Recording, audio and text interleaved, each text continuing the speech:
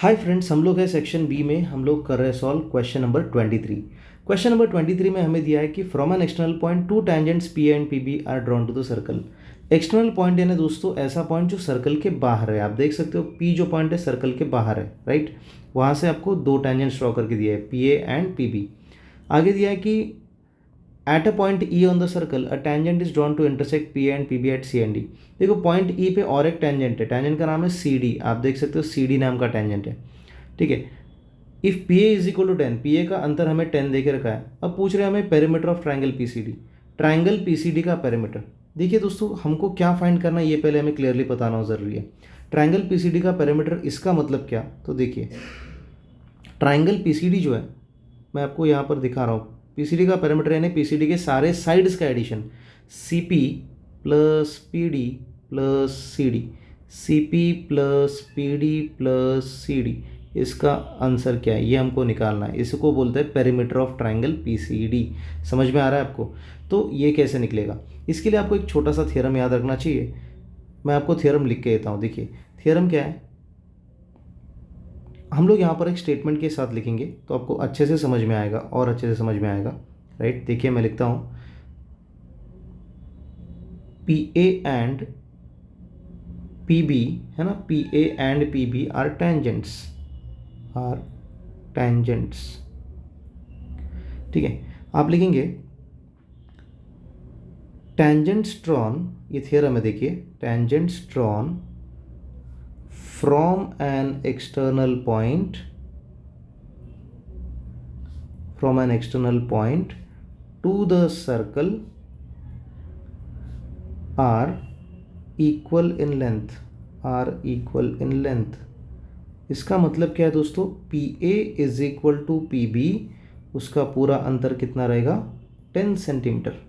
देखो मैं और आसान भाषा में समझाता हूँ। मान के चलो यहाँ पर एक सर्कल है, ठीक है।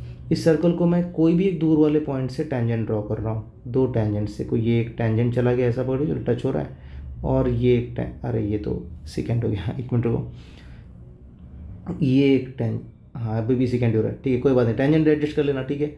ये पॉइंट ए, ये पॉइंट बी और ये पॉइंट सी।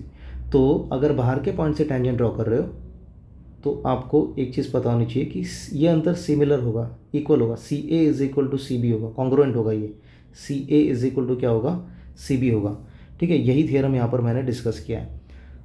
तो देखिए अब मैं लिखता हूँ यहाँ पर इसी तरह, ये पॉइंट सी जो है, पॉइंट सी से दो टेंजेंट आ गए, सी ए एंड सी ई। आप देख सकते हो, देखो मैं हाईलाइटर यूज़ करके बताता हूँ। पॉइंट सी से भी दो टेंजेंट आ गए, एक आया सी ए, एक आया सी ई, आया ना। वैसे ही पॉइंट डी से भी दो टेंजेंट आए, एक आया डी बी, एक आया डी ई। तो चलो ये दोनों स्टेटमेंट्स लिखेंगे।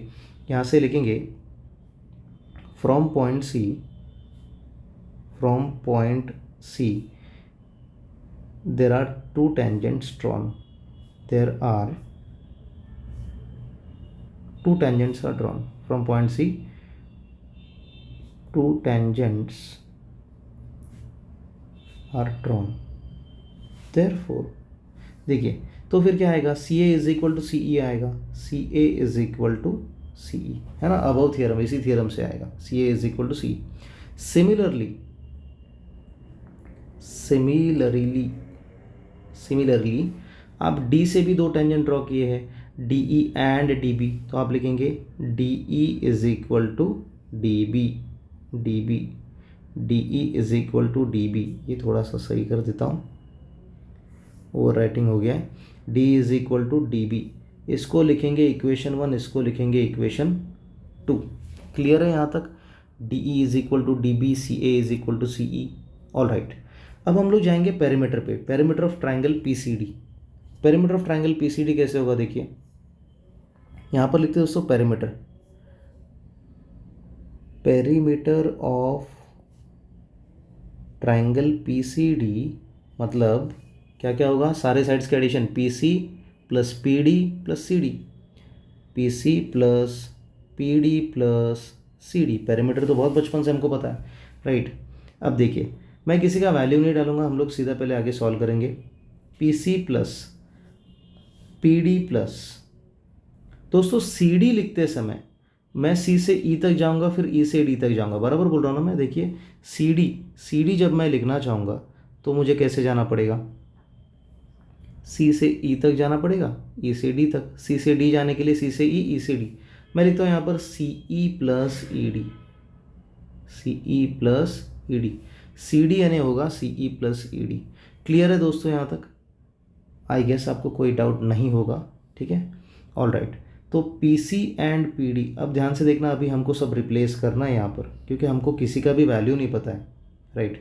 तो अभी हम लोग क्या करेंगे, देखिए मैं यहाँ पर रिप्लेसमेंट क्या कर रहा हूँ। देखिए ये जो सी ई है ना, उसको मैं यहाँ से रिप्लेस करूँगा। देखो सी ई के जगह मैं लिखूँगा सी ए, ठीक है, ओके।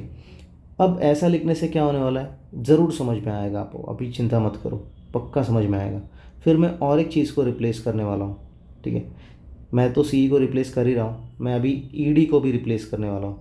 ई डी के जगह, ई डी यानी डी के जगह, देखो ये ई डी जो है, जस्ट अ मिनट, ये जो ई डी है इसके जगह मैं लिखूँगा, ये ई डी के जगह मैं लिखूँगा डी बी। तो चलो मैं स्टार्ट कर देता हूँ, कैसे लिख रहा हूँ ध्यान से देखना, ध्यान से देखना सब लोग। P C plus P D वैसे ही लिखेंगे।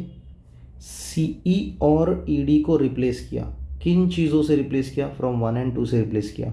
सी के जगह डाला सी ए, एंड ई डी या फिर डी के जगह क्या डाला, डी बी, ठीक है। यहाँ पर लिखता हूँ मैं फ्रॉम 1 and 2, ठीक है।